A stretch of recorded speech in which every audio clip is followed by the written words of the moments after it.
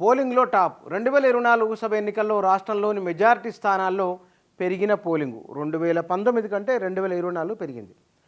దేశంలోని 25 స్థానాలకు గాను 9 స్థానాలు తెలంగాణ టాప్ హైయెస్ట్ పోలింగ్ నమోదైన 25 ఉంటే అందులో 9 తెలంగాణలో ఉన్నాయి. 3.6 లక్షల ఓటర్ల పెరుగుదలతో దేశంలో 3వ స్థానంలో చేవెళ్ల ఉన్నది. మరో 8 చోట్ల కూడా కనీసం 1.8 లక్షల చొప్పున పెరిగిన ఓట్లు ఏ పార్టీకి లాభం చేకూరుస్తున్న విషయము సర్వత్రా ఆసక్తి. 4వ దశ పోలింగ్ ముగిశాక ఎస్బీఐ రీసెర్చ్ టీం అధ్యయనంలో వెల్లడి. అత్యధికంగా పోలింగ్ నమోదైన వాట్లలో అస్సాంలోని ధుబ్రీ లోక్సభ స్థానం ఉన్నది. ఆ ధుబ్రీ లోక్సభ స్థానం తర్వాత 3వ స్థానంలో ఉన్నది చేవెళ్ల లోక్సభ నియోజకవర్గం. ఇక్కడ 2019 ఎన్నికలతో పోల్చుకున్నప్పుడు తెలంగాణలో 9 లోక్సభ నియోజకవర్గాల్లో హయ్యెస్ట్ పోలింగ్ నమోదైంది. మొత్తం దేశవ్యాప్తంగా మహిళా ఓటర్లు ఈసారి పెరిగినరు. మొత్తం ఓటర్లు చూసుకున్నప్పుడు పురుష ఓటర్లు కొద్ది పెరుగుదల కొన్ని నియోజకవర్గాల్లో కనబడుతున్నది. ఓవరాల్గా మహిళా ఓటర్ల సంఖ్య గణనీయంగా పెరిగింది ఈ దేశంలో. ఈసారి మరి పెరిగిన ఈ 5 లోక్సభ నియోజకవర్గాల్లో 9 తెలంగాణలో ఉంటే ఈ 9 ఎవరికి అనుకూలంగా ఉండవచ్చు, ఎవరికి ఏ పార్టీకి అనుకూలించే అవకాశం ఉన్నదనే దానిపైన ఒక చర్చ జరుగుతున్నది. 2019 లోక్సభ ఎన్నికలతో పోల్చుకున్నప్పుడు పోలింగ్ పర్సెంటేజ్తో పోల్చుకున్నప్పుడు ఆసారి వచ్చింది 66 నుంచి 68% వరకు ఉన్నది. ఈసారి అది ఇప్పటి వరకు చూసుకున్న వాటిల్లో 65, 66 ఆ స్థాయి వరకు ఉన్నది. అంటే 2% తక్కువనే కనబడుతున్నది.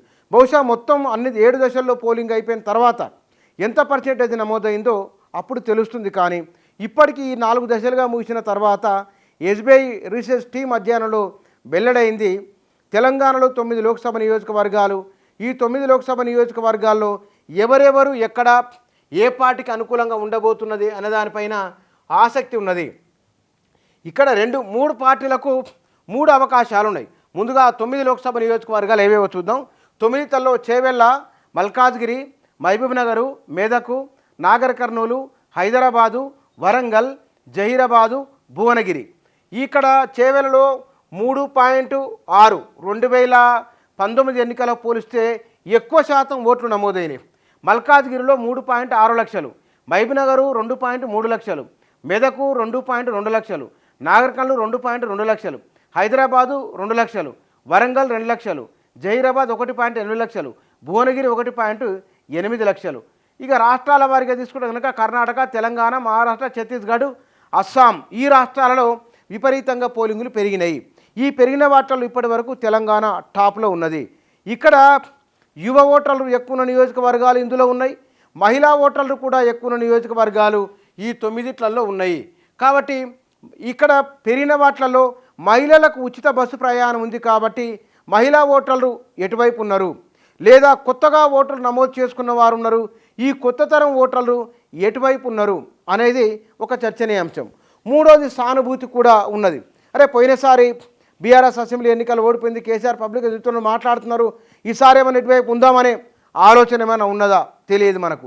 ఈ 3 రకాల అభిప్రాయాలు అంటే నరేంద్ర మోదీ మరోసారి అనే అవకాశం ఒకటి ఉన్నది, మహిళలకు ఉచిత బస్సు ప్రయాణం ఉన్నది, ఆ కుటుంబాలపైన ప్రభావం ఉన్నది, కేసీఆర్ సానుభూతి ఉన్నది.